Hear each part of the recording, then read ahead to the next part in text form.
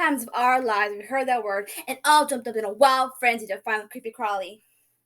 While most people in the world don't have arachnophobia, a fear of spiders, most aren't too thrilled with them either, especially when they crawl on you. Ugh. But spiders are more than just eight-legged nightmares. They can actually be really helpful. In this speech, I was telling you how spiders are good for the environment, how spiders are good for you, and how scientists are using spiders to advance their modern technology. By the end of my speech, you will have a better understanding of our eight-legged brothers and might be less inclined to squish them with a shoe. So let's get started with me telling you everything I learned on the World Wide Web.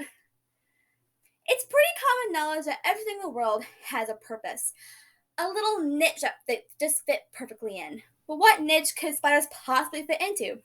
Simple: bug control. According to Anne Ravers, an award-winning columnist and feature writer for the Newsday, spiders eat from 400 to 800 million tons of insects a year. That's a lot of bugs. Spiders are one of the main bug eaters of the world, and one of these bugs causes thousands of dollars of crop damage a year.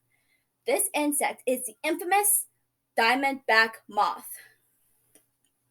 According to Xiaozhu Quan, a researcher at Xiaozhu Medical College, spiders are a huge part of the diamondback population. And this is important because diamondback moths eat a lot of cabbage.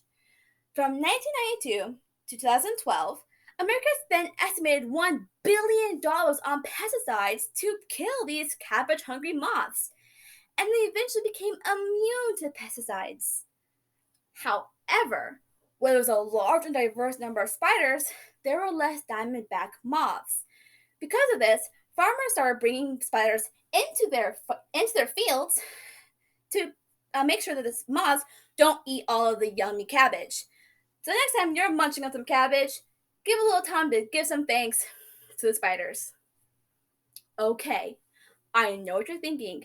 Spiders are great for the outdoors, but do they really need to be in or around my house? And I get it. Spiders are scary. I myself give a little shriek whenever I see one in my room. They're small and creepy, and they cause painful bites. So how on earth could they be good for you? My answer is, once again, bug control. But this bug is one I know you're quite familiar with. According to Stephen Rhodes, a researcher at the Florida International University, farmers started using pesticides a couple of years ago to get rid of the pests eating their crops. However, while these pesticides didn't outright kill spiders, it did make their webs too weak to hold any prey. This problem caused spider population to go down and the mosquito population to go up. So why is this a problem?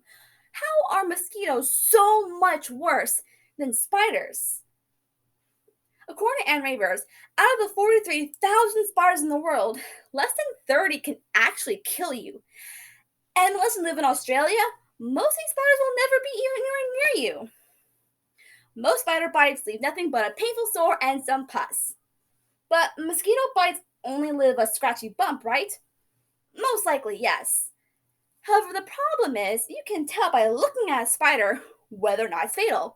You never know which mosquito flying around you could lead to your death. According to Tark Butt, an entomologist and professor of biosciences at the Swansea University in Wales, mosquitoes cause more human deaths than all of the world's wars combined. Mosquitoes can carry fatal diseases like yellow fever and malaria, and you never know which mosquito could be a carrier. While the odds of you actually getting one of these diseases from a mosquito bite is 1 in 300, the odds of an epidemic starting from all these bites grows as the mosquito population grows. So, as scary as the spider in the corner of your porch is, it's a lot less dangerous than malaria. So it's probably do you some good to just let the spider eater do its job. Okay, now for some really cool science stuff. According to Joanne MacDonald, an assistant professor in clinical medical sciences at Columbia University, researchers are starting to do experiments on the golden orb weaver spider silk. The golden orb weaver spider has one of the strongest webs in the world, and researchers are thinking they could either use spider silk or replicate their own silk to make materials like ropes or bulletproof vests. It's a very real possibility that in the near future, you could be climbing on a rope made from spider silk or be out in the field wearing a spider made bulletproof vest. How cool is that? Now, I hope that I'm never in the position where I need to wear a bulletproof vest. But if I do, I would be proud to wear the golden orb weaver spider silk on my chest.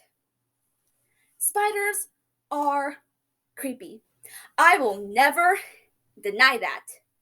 However, now I know how much they help us with the environment, our food, our health, and how they can help us in the very near future. Now, that won't make me stop from getting rid of the spider out of my faucet, but it will make me scoot up a little cup to put outside rather than kill it. And you should do the same. So next time you're in the park and you see a spider, give him a little nod as a thank you for your cabbage and your malaria-free life.